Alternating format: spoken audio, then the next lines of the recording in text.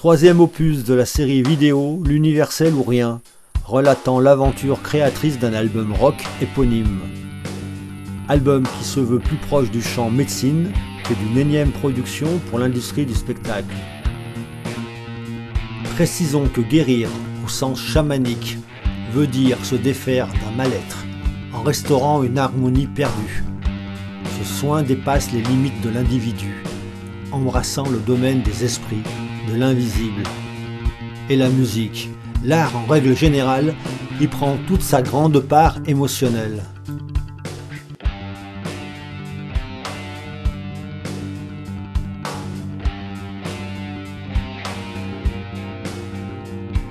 Ce poème autobiographique de Jim Morrison traduit une expérience réelle. Et collaborer avec un poète Cheyenne depuis plus d'un quart de siècle ne pouvait qu'aboutir également à me faire rencontrer à mon tour l'esprit de la musique, quelle que soit sa forme, jazz, blues, folk, rock, reggae.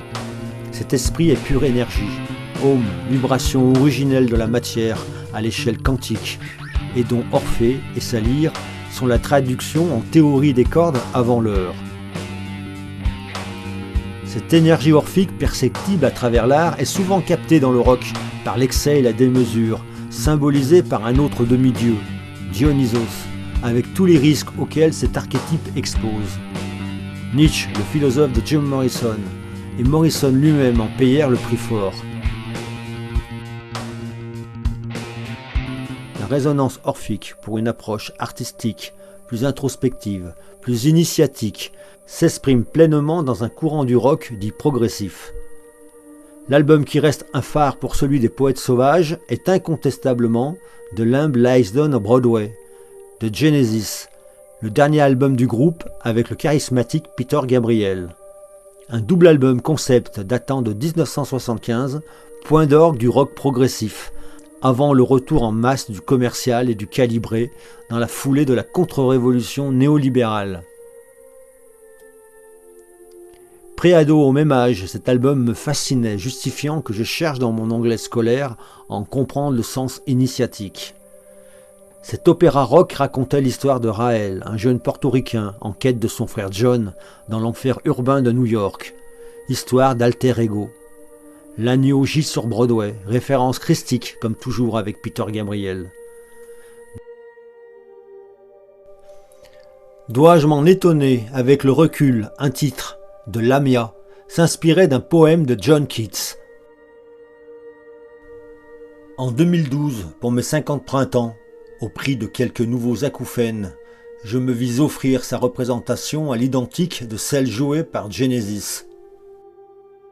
C'est le tour de force de Musical Box, un groupe tribute, du talent à l'état pur.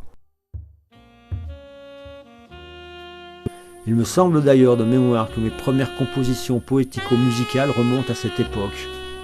L'esprit de la musique vint curieusement me visiter en jazz, pas du tout mon ADN musical.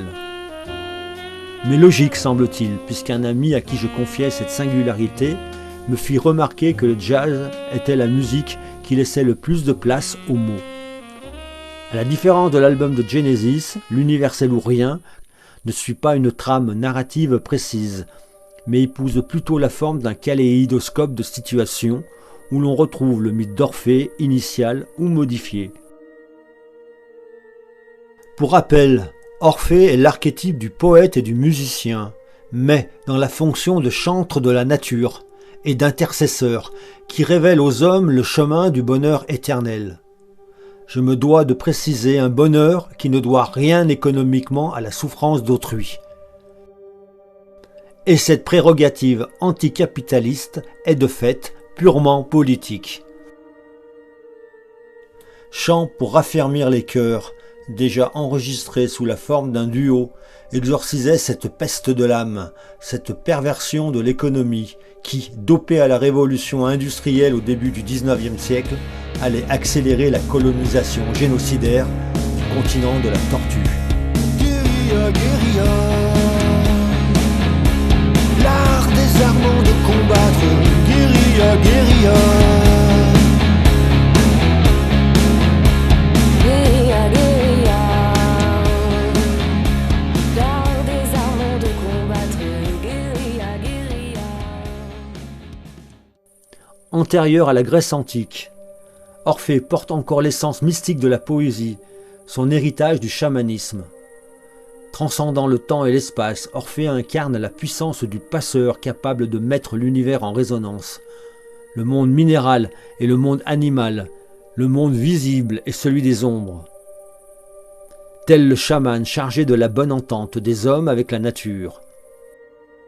Sa lyre symbolique en force du sensible, les 5 sens, plus le 6e, l'intuition, possède toujours le pouvoir de transmettre aux hommes et aux animaux l'harmonie cosmique. Son passage au royaume des morts pour arracher son unique et grand amour Eurydice élève Orphée au rang de médiateur privilégié entre le divin et les hommes. Orphée échoue. En dépit de l'avertissement qui lui est fait de ne pas se retourner, Orphée tourne la tête pour vérifier qu'Eurydice le suit. Eurydice disparut à jamais, Orphée traîne une humeur nihiliste, jusqu'à ce qu'une horde de femmes en furie le taille en pièces. Cet aspect du mythe est révélateur du pouvoir dionysiaque du chant et de l'hystérie de fans encore visible de nos jours. Voilà pour l'Orphée originel. Notre mythe revisité élargit cet archétype de poétesse, musicienne, chamane à Eurydice et ne la cantonne plus au rang de muse passive, perpétuant l'idée de la femme objet. Le rock ne manque pas de féminin angélique pour dire la vérité, comme avec une Kate Bush et son talentueux hymne antimilitariste, Rêve d'armée, Army Dreamer.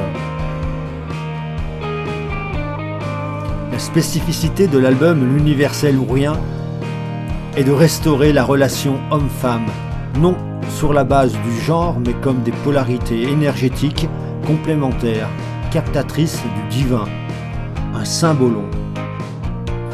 Dans la Grèce antique, le symbolon était un signe de reconnaissance représenté par les 2 moitiés d'un objet partagé entre 2 personnes. C'était l'idée même du symbole de correspondre à une unité perdue, à une réalité supérieure cachée dont on conserve par intuition ou inspiration la connaissance. Symbolon est également une ancienne création qui fera l'objet d'un duo avec Glad.